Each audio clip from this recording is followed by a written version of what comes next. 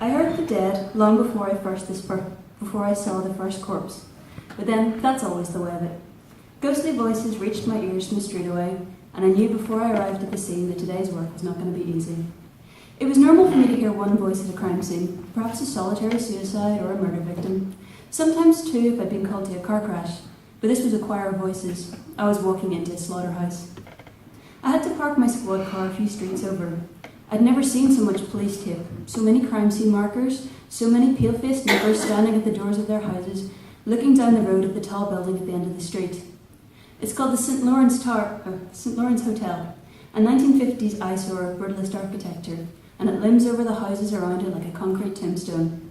Grey, rectangular and cold as death. The police were everywhere, their yellow jackets bright and garish as they milled around outside like wasps at a picnic. There were no paramedics at all. From what I heard, they went home hours ago. There was nothing for them to do. One fire engine was still parked at the foot of the building, but the rest were long gone. The fire crews were called in to check the building before the police and forensics were allowed to enter. According to radio chatter, they'd known from the beginning that there'd been a carbon monoxide leak, but no one had expected what they'd found when they'd gone inside. I handed over my warrant card to the two police officers guarding the hotel's revolving doors. I knew both of them by sight, seasoned old hands with a lifetime of experience on the force, and they both looked as grey and as ill as rookies arriving at the scene of their first road death. "All right," I asked them as I handed my credentials back. The warrant card showed a stern-looking photo of me with the name Constable Shelley in bold letters underneath. That's me. Mary Elizabeth Shelley, and yes, named after that Mary Shelley. My great times 10 grandmother. "Not great," the older one replied. "It's probably the worst I've ever seen.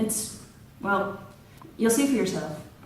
The younger one didn't say a word, though his expression spoke volumes. Stepping into the lobby, it was like someone cranked the building signs up. The dead were clamouring to be heard. I wanted to clamp my hands over my ears and block the noises out, but there was no point. The voices don't come in through my ears, they arrive directly inside my brain. That's why so few people can hear the dead. They don't have the right receiver. I do. I made my way past the front desk and into the hall. The corridor was probably better lit than ever before.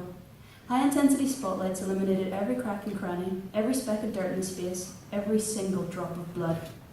Yellow crime scene markers stood out like shark fins in a feeding frenzy.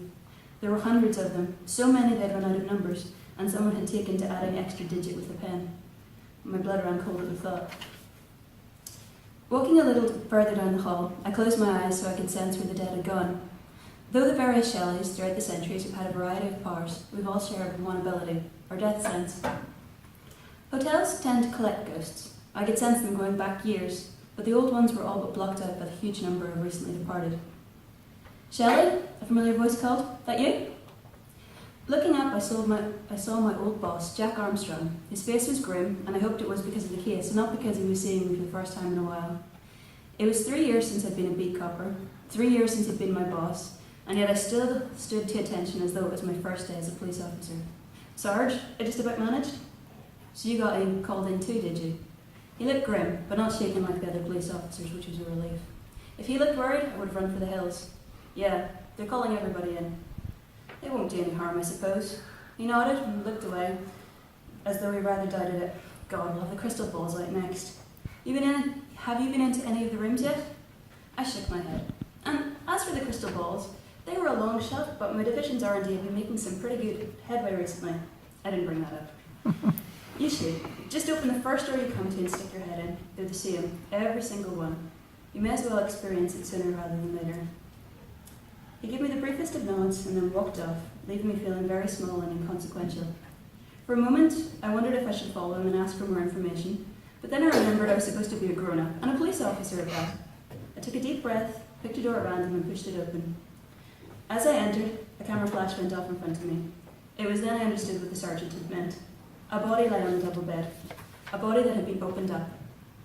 Now, that might not have properly expressed the horror of what I saw, but it was the thought that screamed through my mind. Judging from the body size and the hair length, it was a woman, but other than that, she was unrecognisable. A Y-shaped incision opened her chest and stomach cavity.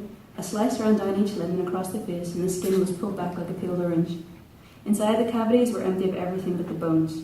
All of the organs, all of the tissue, and the muscle were missing. Even the skull had been cut open with the skill of an artist and the brain removed. I just about managed to make it to the window before I threw up everything in my stomach. Possibly judging from the way I feel, I threw up everything I'd ever eaten. I heaved and retched long after there was nothing left to come up. Feel better? Asked the senior crime officer standing near me. Thanks for throwing up out the window. A lot of people didn't make it that far. No problem, I said, leaning my head against the wall, needing the cold stone on my forehead to calm me down. Are they all like this? The Socko nodded. So I hear. Nothing left but skin and bones, and absolutely not one drop of blood spilt anywhere. I hadn't noticed, I murmured. I needed another minute before I looked again. When I did finally muster the courage, it turned out the officer was right. The body was as clean and as clinical as something a biology student would learn from, something plastic, sterile and safe. But there was so much blood in the foyer. That was from the living, said the Socko. When the new staff arrived this morning, they found some of their dead colleagues. They'll live, unlike everybody else. How many are we talking about, I asked. If I wanted, I could have probably counted the deaths on the floors above me. I didn't want. There are 122 rooms spread out over 8 floors. I think the official number currently stands at 133 dead, but that was an hour ago. No doubt it's gone up since then. Were they dead before they were opened up like that? I asked, fighting back the urge to throw up again. Someone really went out of their way to boost the body count, I muttered. I guess I'd better go and conduct a few interviews. Interviews? Everyone is dead. Yes, my voice was grim. Oh, the penny dropped almost loudly enough for me to hear it. Well, good luck with that.